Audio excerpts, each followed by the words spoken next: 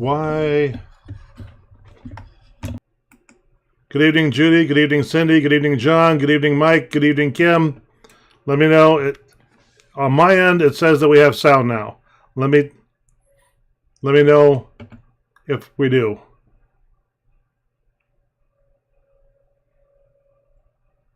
Y'all there?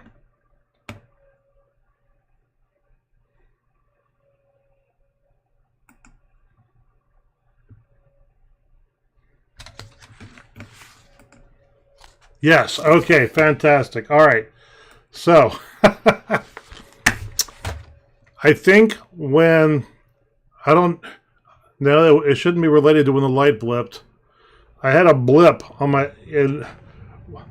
USB hub, my very fancy, very expensive USB hub 10.4 is getting jinky, and I don't know. Maybe I shouldn't call it expensive. I thought it was expensive. It wasn't. It was almost $100. Maybe that's not these days. So when all else fails, you unplug it and you plug it back in and you see what happens. And that's what worked. Okay, so as I was saying when you couldn't hear me, welcome to Bible Basics with Pastor Steve. And tonight we're going to be talking about David on the run from King Saul and the adventures that he had during, we're getting started on the adventures he had while he was on the run from King Saul. And originally I wasn't going to cover this period at all. Back when I first started this, back during the pandemic. Good evening, Stella. Good evening, Charles. I was thinking I can pick the 30 to 40 most important Bible stories, most important stories in the Bible, kind of like the Lifeway curriculum, the story, and we'll get through that in less than a year, and then maybe when I'm done, I'll compile everything together. Then I decided, no, I want to cover a few more stories than that, and then I decided, no, I'm not on any time schedule, so I'm not going to worry about compiling this.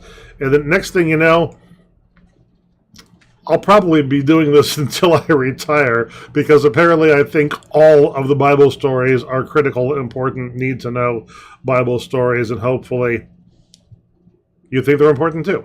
So at any rate, let's go ahead and have a word of prayer, shall we? May the words of my mouth and the meditations of my heart be acceptable in your sight, for you alone are my rock and my redeemer. Amen. I changed the settings on the streaming tonight. Hopefully the visual quality will be a little bit better. Maybe when I get a new USB hub, maybe I'll upgrade to a better camera too. So, I lied a little bit last week. I said we were going into... last week I said that the lesson covered part of chapter 22. It did not. It ended in the very, very early verses of chapter 21. This week we're doing 1 Samuel chapter 21 and 22. And I kept most of it this time. Listen for the word of the Lord. David went down to Nob and met with a priest named Ahimelech. Ahimelech was shaking with fear and asked, "Why have you come alone? What's going on?" David said, "The king has sent me on a secret mission, and I'm going to rendezvous with my men in a secret location. In the meantime, do you have any food on hand?" The priest answered, "All I have at the moment is the consecrated bread. You can have it, but the men can only eat it if they're ritually clean. Have they been with women lately?" David said, "No, not for 3 days. I always make sure the men are clean, even on ordinary missions. It's especially important for this one." So the priest gave him the consecrated bread. Doeg the Edomite was there. Doeg was Saul's head shepherd, and he overheard everything. David then asked the priest, "Do you have any weaponry here? I was in such a hurry to get started, I left mine behind." The priest said, "We only have one. Believe it or not, it's the sword that belonged to Goliath when you killed him. We've kept it here all this time. You can have it if you want it." David replied, "There is no other sword like it in the world. Yes, I want it." So David left Nob and went to see Achish, the king of Gath. But when he got there, he overheard the men talking about him. He didn't feel safe, So he pretended to be insane, writing on the walls and drooling. Achish asked his servants, "Why did you let this lunatic in? Don't we have enough crazy people here already?" I love that line. Finally, David found a good place to hide in the cave of Adullam. When word got out that he was there, all the desperate men in the area rallied around him, fugitives, debtors, malcontents, and so forth. There were 400 of them, and he became their leader. Saul was sitting under a tree in Gibeah when he heard that David had been seen in the area. He had a spear in his hand, and he went on an angry rant. Listen up, people. You think David will take care of you like I have? Then why haven't you told me where he is? My own son is conspiring with him, and nobody said anything. Doesn't anyone feel sorry for me? Doeg the Edomite was there, and he spoke up. I've seen him. He was at Nob talking to Ahimelech the priest. The priest spoke with the Lord about it. Then he gave David some food and Goliath's sword. King Saul had Elimelech and all of the other priests at Nob brought to him. Saul said, "Why have you conspired against me with David? I hear you gave him food and a sword so that he can come after me." Ahimelech was shocked and said, "Of course I helped him. He's your son-in-law and the captain of the king's guard. He's the most loyal servant you've got. I don't know anything about any conspiracies." Saul said, "You and your entire bloodline will die." Then he turned to his guards and said, "Kill these priests." But the guards refused to lift a hand against the priests of the Lord. So Saul turned to Doeg and said, "You do it." Doeg killed 85 priests that day. Then he went through the town of Nob, killing every man, woman, and child. He even killed the babies and the livestock. Only one person escapes, named Abiathar. Abiathar ran to David and told him what happened.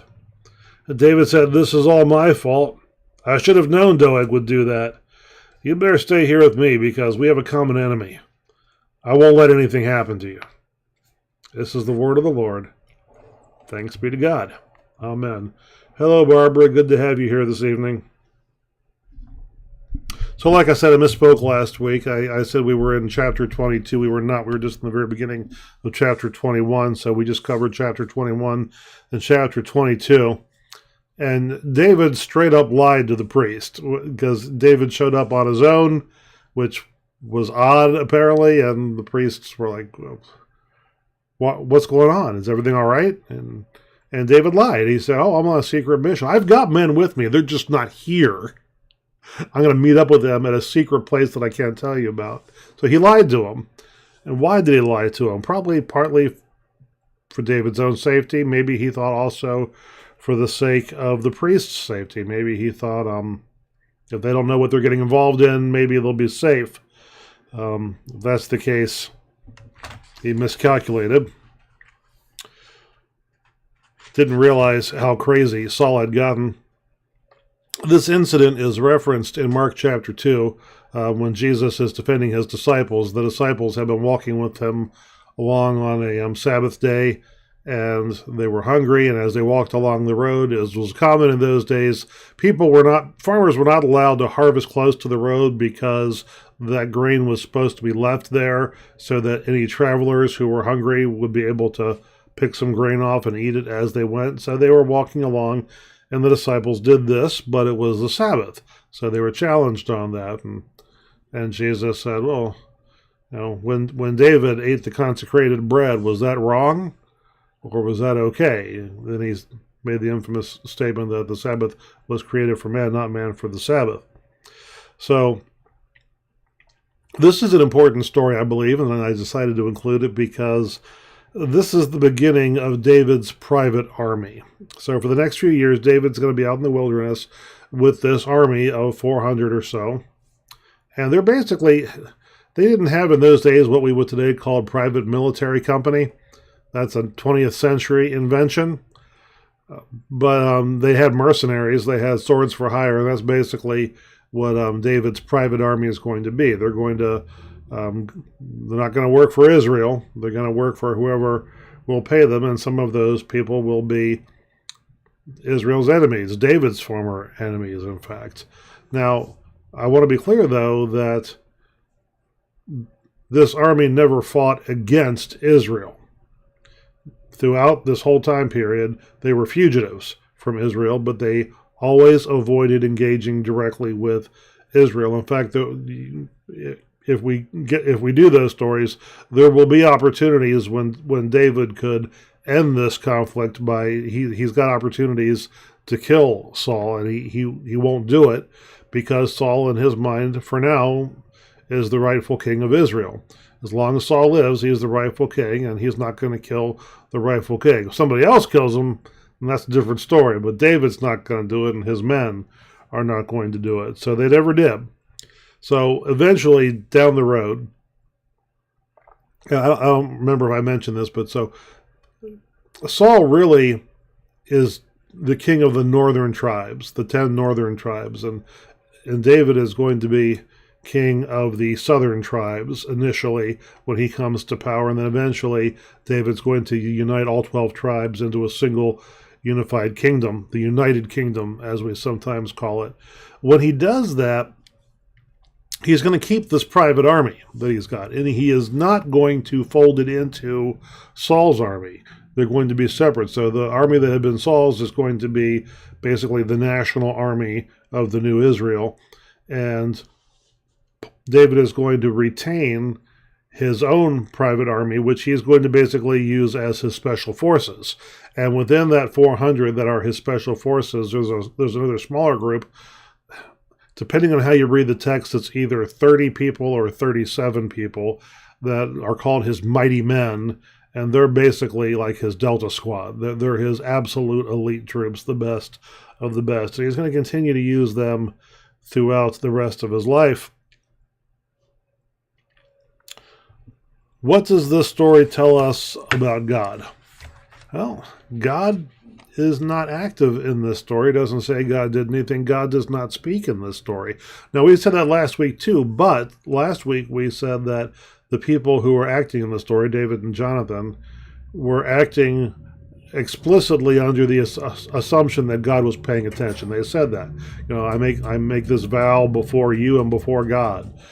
So they were invoking the Lord's name as a witness to what's going on. God's not spoken of in that way here. There's a dispute as to whether or not the priest of Nob consulted the Lord on David's behalf. Doeg says that he did.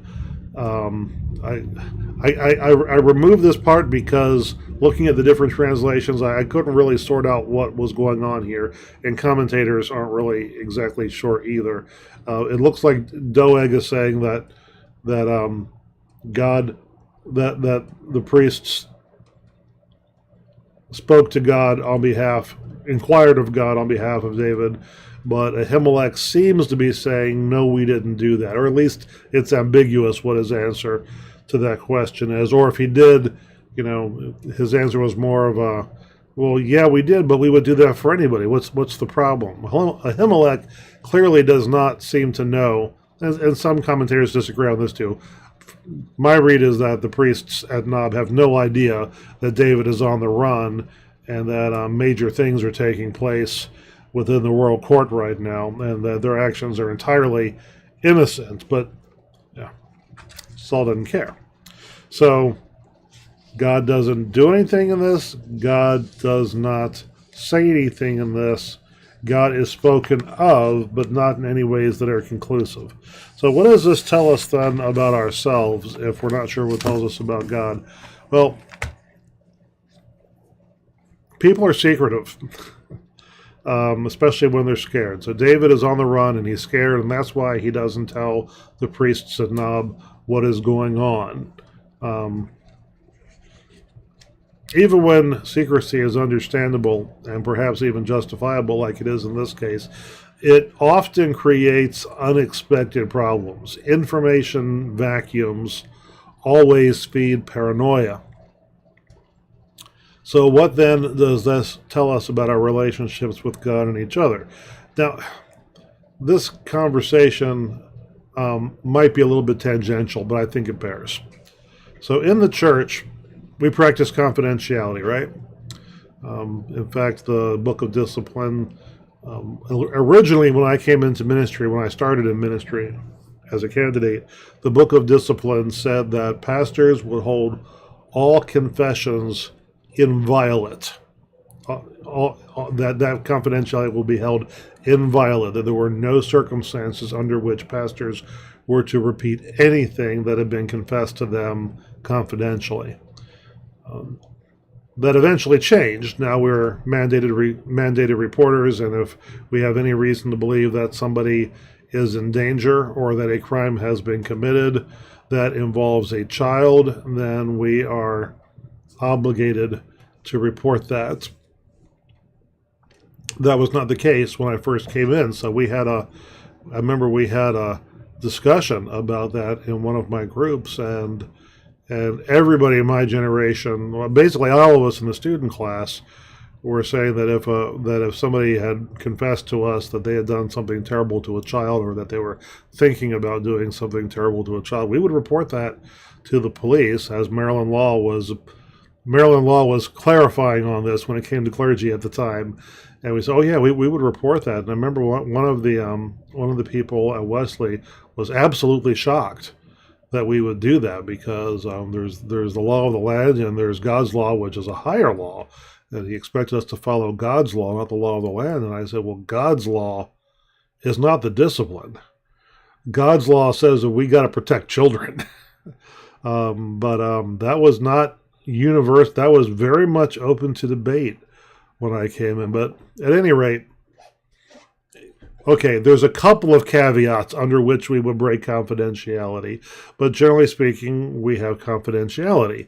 Whenever anything is said to a pastor in private, at least as it relates to pastoral care, there is an expectation of confidentiality. Now, there are some exceptions to that other than the ones that I just mentioned. So, for example, if the pastor is supervising staff, there's always sort of a gray area. Is the pastor pastor to the staff, or is the pastor just boss to the staff? Because there are scenarios in which you're acting as a boss, and staff people might say something to you that needs to be taken up with the SPRC. And generally speaking, we would not consider that to be confidential. That would be an HR matter that would need to be resolved. But there might be instances in which a staff person says something to the pastor that the pastor would say, no, I wasn't being their pastor here. I wasn't being their boss here. I was being their pastor. And that would be confidential, and I would not repeat that. But whether or not the pastor and the employee are on the same page, well, it's the pastor's responsibility to make sure that they are on the same page. And I certainly have had DSs that would say to us, hey, I just want you guys to know, if you ever start talking about something that I would need to report to the bishop, I'm going to put my hands up and say, stop. Anything you say beyond this point can be repeated to the bishop. I will warn you when this happens, and that's our responsibility to do. I don't know that all pastors do that, though. I certainly have known pastors that got themselves into sticky situations that way.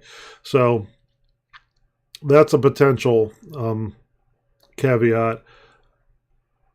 There is no expectation of confidentiality if somebody says something to you in a place that could be perceived as public, or could be perceived as being within earshot of other people. So in other words, if somebody says to me confidentially in my office, I've got cancer, but I don't want anybody to know about it, that's very clear.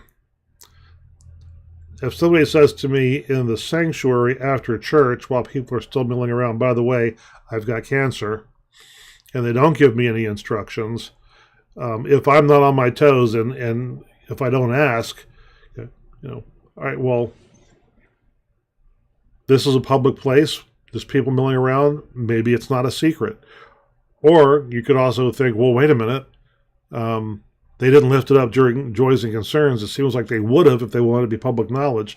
So, in other words, there might not be a legal or professional expectation of confidentiality there, but a pastor with common sense would want to clarify that pretty quickly.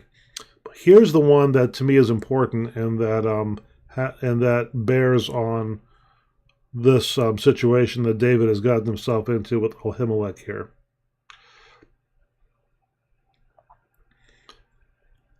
let's say a pastor and a member of a church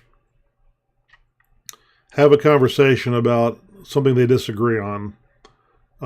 Maybe it's something controversial. Who knows? But it's a conversation that doesn't go the way the parishioner wants it to go. So the pastor, there's an expectation. If that's a private conversation, there's an expectation of confidentiality there.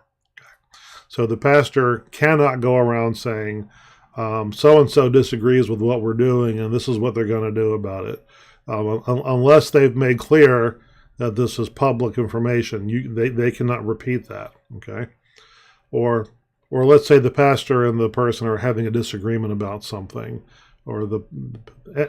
so the pastor has to keep confidential what was said behind closed doors, unless the other person chooses not to keep it confidential. In other words, if I have a private conversation with somebody and the person I had the conversation with doesn't like the way it went, and then they go out into the sanctuary and say, Pastor Steve just told me X, Y, and Z, okay, they have voided their right to confidentiality there. They no longer have a right to confidentiality, because if I feel that they have misrepresented what I said, I have the right to clarify what I said, and they cannot then come back and say, "Oh no, you can't repeat what was said in that room." Well, yeah, I can, because you just did, okay, or at least you claim to. So I know pastors who won't do that. They will not respond to things like that because they'll say that it's confidentiality, but I suspect that it's more fear. They might feel that it's to protect themselves. They might feel that it's to protect the person that they're talking about, or it might just be that this isn't something they want to deal with. If they're going to talk about it publicly, that means they got to deal with it publicly, and maybe they don't want to go down that road. But if they don't, then you've got this information vacuum that one person is trying to fill. Maybe other people are going to start trying to fill. And once again, information vacuums feed paranoia. Now, in the scripture lesson, Saul's already paranoid, right? We know this. We already know that he's crazy. So David doing things in secret is not going to make that situation better. I'm not saying he necessarily shouldn't do it, but he did put these priests in a situation. Now, if David had been honest with Ahimelech, the priests might have said, whoa, get out of Nob. I don't know what's going on between you and Saul, but we want nothing to do with any of this. I'll give you a one-day head start that I'm going to tell Saul that you were here, just so they knew that whatever it is you're doing, this is between you guys. I'm not getting in the middle of this. So if David had been open, that might have happened, okay? But if that had happened, David might not have gotten bread, but the priests might still have been alive at the end of the story. Or, if he had told them what he was up to, and they had decided to help him anyway, then if they had died, it would have been because of their own choices. As it was, I'm going to say that David put them in a difficult situation, put them in an unwinnable situation here in which they had no agency to make their situation better or worse. And he seems to have acknowledged this at the end. He said, I should have realized that this was going to happen. Yeah, David, you should have realized that this was going to happen. Of course, this is 4,000 years of hindsight, so I have a little bit of an advantage over David in that. But congregations are paranoid, are they not? I think congregations are a little paranoid. I think people in general are a little paranoid. So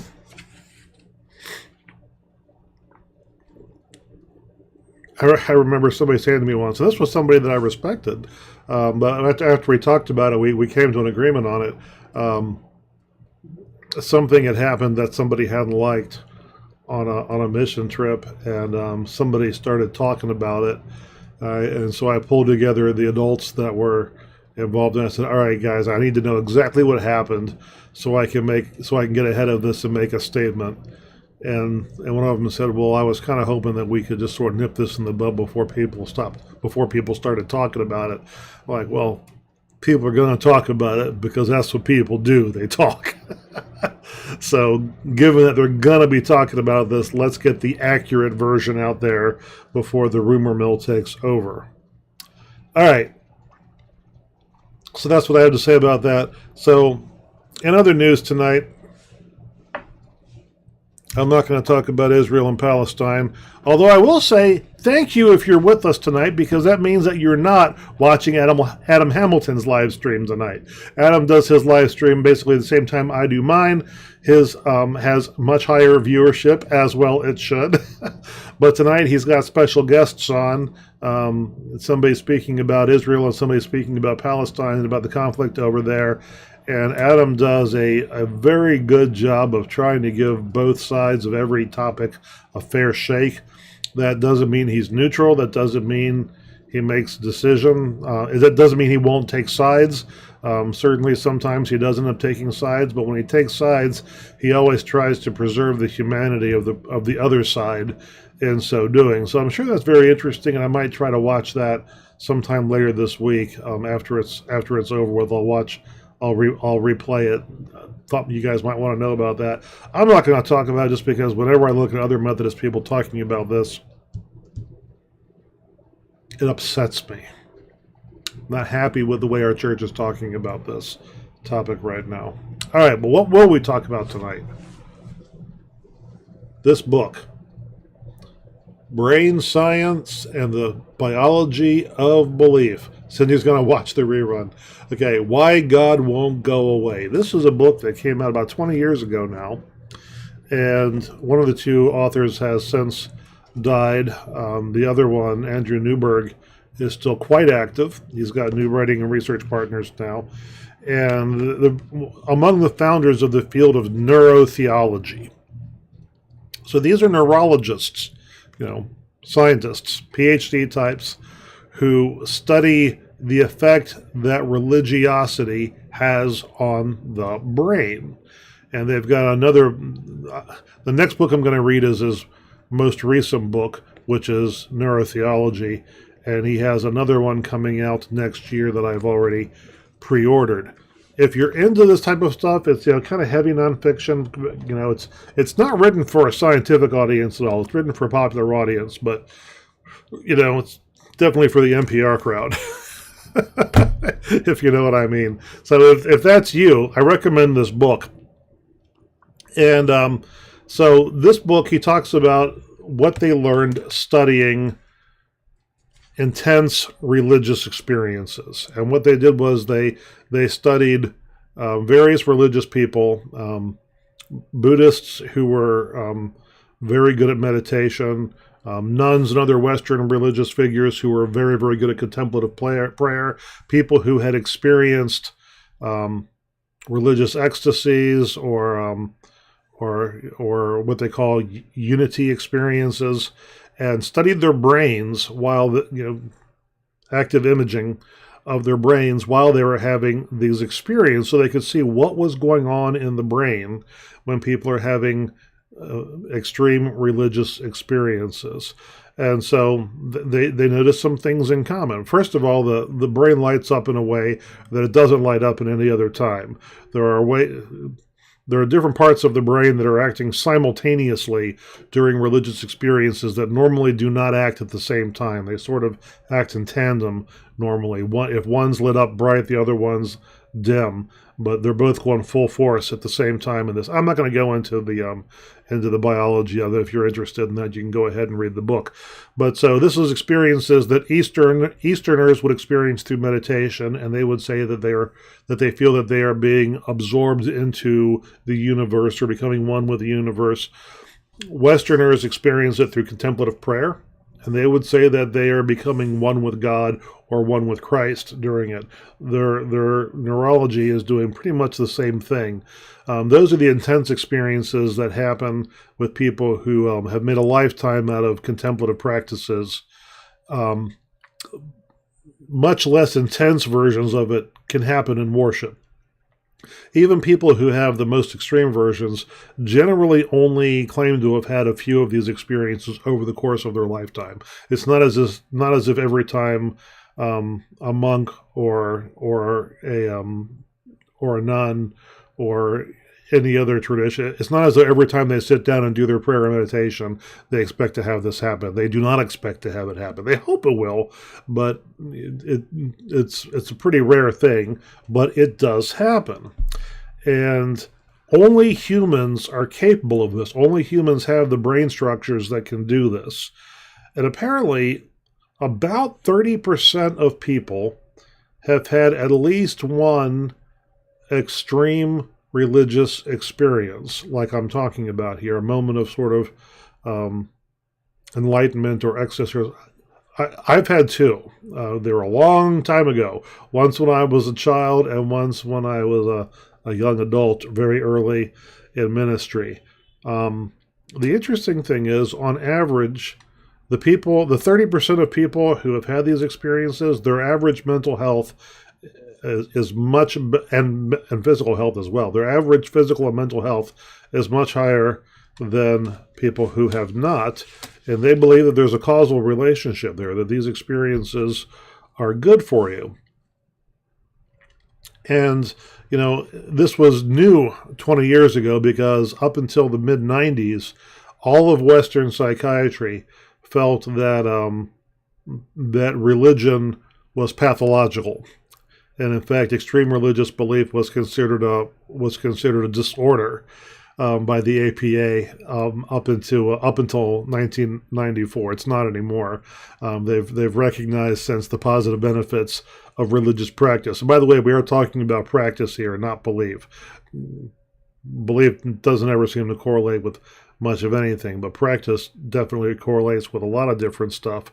So, so the old school psychiatrists would have said people who have these intense experiences, they're just like schizophrenics. They're having hallucinations. They're having, whether they're visual or auditory hallucinations, and these are going to cause them all kinds of problems. Well, what they found was that intense religious experiences have very, very different effects on people than the other kinds of hallucinations. And when I say hallucinations, I wouldn't. When I had mine, I didn't see anything other than light. Okay, it's just that I saw light when there wasn't light. It was as if I felt like I was sunbathing, lying on the beach with my eyes closed. You know how the light is pouring in, but I was in one case lying in bed at night, and in the other case sitting on the couch in the evening with most of the lights in the house off. So and. No rational physical way to account for that. At any rate, people who have had these kinds of experiences have very different reactions than people who have pathological hallucinations. It's the difference between delusions of grandeur versus an intense sense of humility, and the notion that you are a much smaller piece of the puzzle in the universe than you originally thought you were. People that have had pathological experiences, it dramatically increases their anxiety, and they have and if they associate these experiences with God, they walk away with the very strong belief that God is an angry, vengeful God, and they're terrified afterwards. Whereas people that have had their religious experiences have the exact opposite effect, that God is extremely loving, and they feel much less anxiety about everything after they've had these experiences.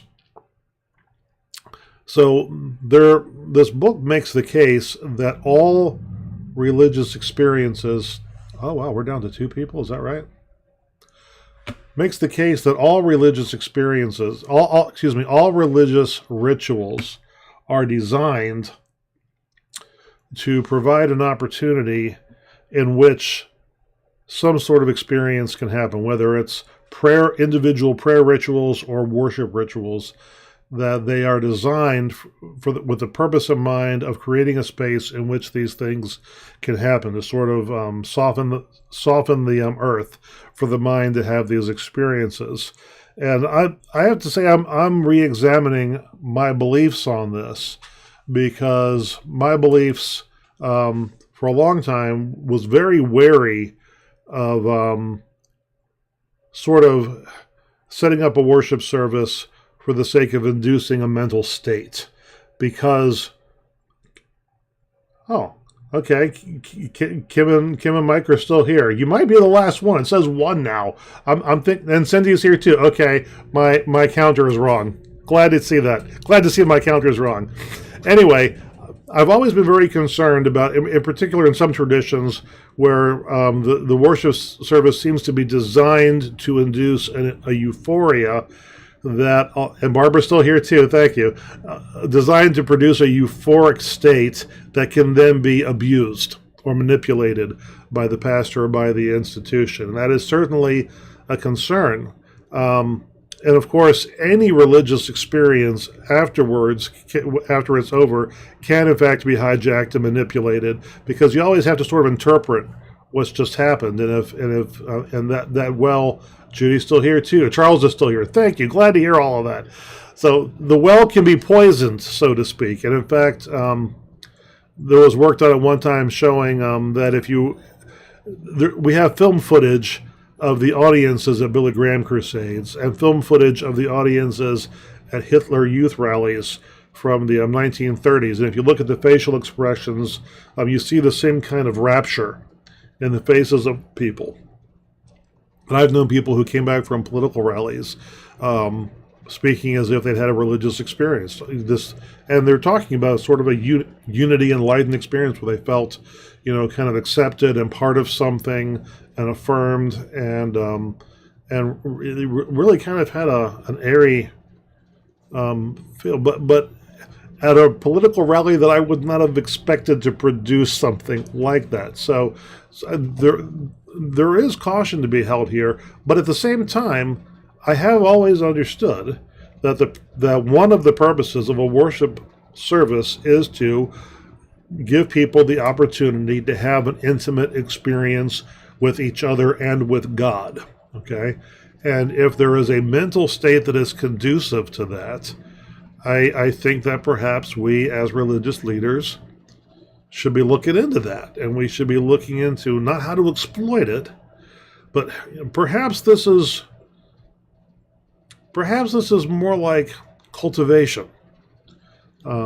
Perhaps this is more like, I'm not sure the word I'm looking for, but if you want to look at this like as brain surgery,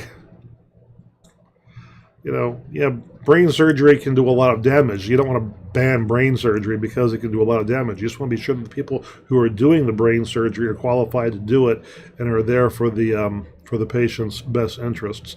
So this is something that I'm studying right now, and if anybody else is interested in studying it, I would encourage you to do it. The interesting thing about this, the writers are very clear. They went into this field of research thinking that our brain structures create our understanding of God through these processes. But what they have come to the conclusion of after years of study is that is not the case at all. They believe that our brain structures give us the unique ability to experience a God that actually does exist, and that it's these unique brain structures that people have that make us different from the other animals, because we're capable of talking to God about what our purpose is here on this earth. To me, that is spectacular science. They say we might not be able to observe and measure God, but we can observe and measure what he does to our heads. Wonderful. All right. So next week, probably not going to meet next week. Okay, I am anticipating at this time next week I will be on the road down to Southern Maryland to spend the weekend, part of the weekend anyway, with my parents. My parents. I don't think they ever watched this study anymore. My parents are in their 80s now, and this year they're not going to be cooking Thanksgiving dinner at all. We're all my brother and I and my kids, and maybe my niece. We're going to be cooking on Wednesday and Thursday.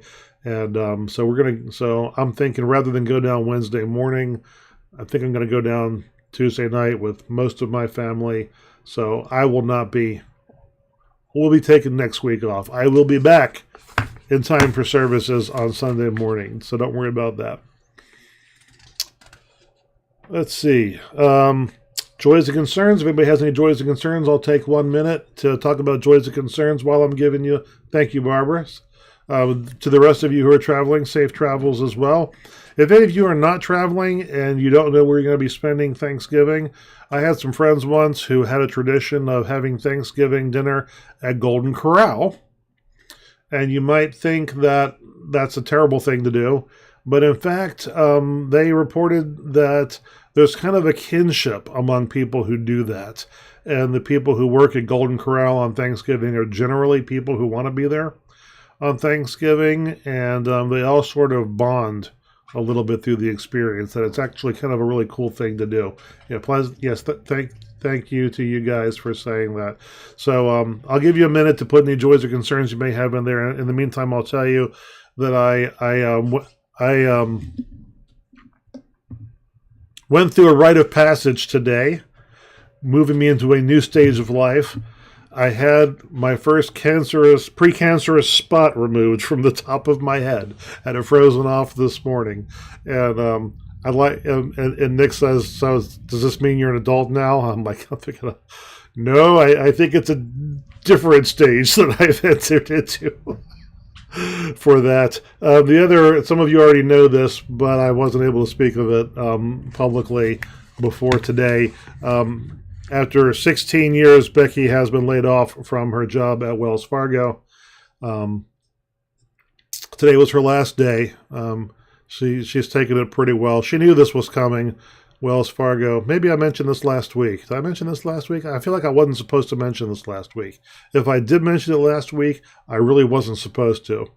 But Wells Fargo, of course, is automating everything that it can, and everything that it can't automate, it's outsourcing to overseas markets where the labor is much cheaper. So she's going to be looking for an accounting job, preferably one that she can do at least partly from home, and if not partly from home, something that's fairly nearby. If you have any contacts or suggestions. She can't actually start a new job until January 14th.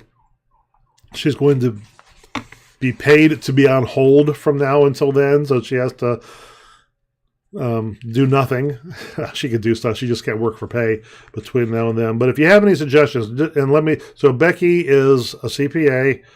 She'll be reactivating her license over the next couple of months. It's an inactive license right now. She's a CPA. She has never done tax work. She has not done auditing since the very early days of her career. So she doesn't do public accounting. She doesn't do tax accounting. She's not an auditor. She does she does corporate finance.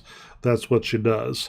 And the more she can work with numbers and the less she has to work with writing procedures, the happier she will be. So if any of you know what I'm talking about and have any leads, by all means, let us know. I don't see any other joys or concerns coming up, so just keep Becky in your prayers. Keep the world in your prayers. Hang on. An ambulance with a European-sounding siren just went by. All right. So pray for everybody, and let us pray ourselves now.